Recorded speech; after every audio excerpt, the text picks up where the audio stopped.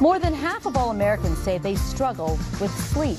Here to tell us the common mistakes we're making and how to fix them is Dr. Tunis Hunt with Hunt for Wellness. Dr. Hunt, good morning. Thanks for being here today. Absolutely. There's nothing more important than a good night's sleep. It's the truth, but the fact is most of us are not getting the sleep that we need, and there are some real health consequences to that, aren't there? There certainly is. In fact, the CDC says the lack of sleep has become a major public health epidemic. Rihanna, George Clooney, and even Lady Gaga have all complained about sleep concerns, just proving just what the epidemic this is. Right. It's a big deal for sure. Okay, the first mistake that we make is that we don't have an electronic curfew. I assume you mean we're not turning off these things early enough? Yes, okay. Our cell phones, tablets, computers, and even televisions all emit a very special light called blue light that has been proven to disrupt the hormone responsible for sleep. So most of us use these late into the night, disturbing our sleep and preventing us from getting the rest that we deserve. Well, also, isn't it true that if you're, working, you're sending emails right up until the time you're trying to go to sleep, your brain doesn't have time to sort of shut down and decompress, right? Absolutely right. That's exactly the major epidemic. People check their cell phones prior to bed. Yeah. They'll check their email. They'll look at Facebook. And these are some of the things that just stimulate adrenaline, epinephrine, and different hormones in our body that then keep us up throughout the night. Yeah, it stresses me out, man. That's for sure. All right, the second mistake we make is the wrong temperature in the bedroom. Yes, yes.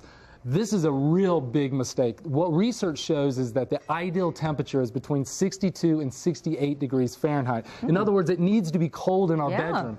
In fact, we all should have our favorite blanket that we snuggle with every night and use.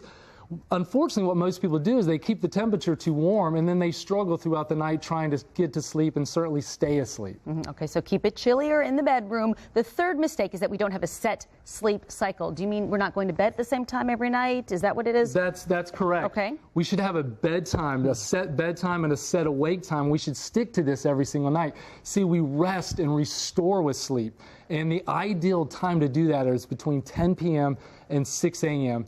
But what you mentioned, a lot of people, they'll go to bed one night at one time and another night at another time, or they'll sleep in on certain days and wake up early on other days. This is a disaster to the rhythm of our sleep cycle. Sure, and that whole notion that you can catch up on your sleep, like, oh, I'll sleep 4 hours this night, but I'll sleep extra on the weekend. That doesn't work either. It doesn't work as well as people want it to work. Now, certainly there's times and place to catch up on sleep, and I'm not suggesting that we couldn't and shouldn't if we have the opportunity, but you're absolutely right. We don't want to try to put that kind of variance in our daily routine. Okay, so Dr. Hunt, let's fix this problem. Yes. And we're going to use the word sleep as a reminder. Right. The S standing for set a consistent bedtime and wake time.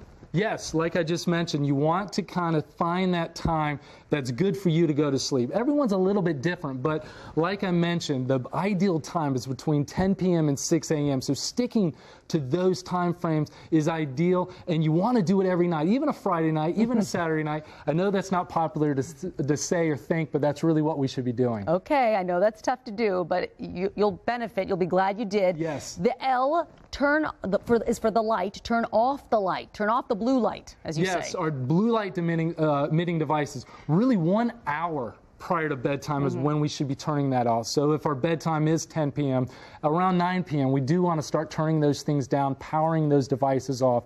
A common mistake people make is they'll go to their bedroom and read on their electronic devices, and those still have those same blue light emitting device, light that disrupts the hormones. So really that old-fashioned book or one of those old Kindle readers or something without the blue light is preferable for that. Okay, quickly we'll get through the rest of these. E, exercise. Yes, moderate exercise throughout the day can be helpful for falling and staying asleep. The second E is Epsom salt. So taking a nice, long, relaxing Epsom salt bath will help you relax and go to sleep. And then finally P, protein. Eat a small protein snack prior to bed. This will prevent those sugar spikes, which is really the culprit when it comes to keeping people waking up throughout the night. Really? What would be a good example of a good protein snack? So a simple one would be like a scoop of almond butter on a piece of celery or something. Oh, that's yummy. I can do that before bed for sure.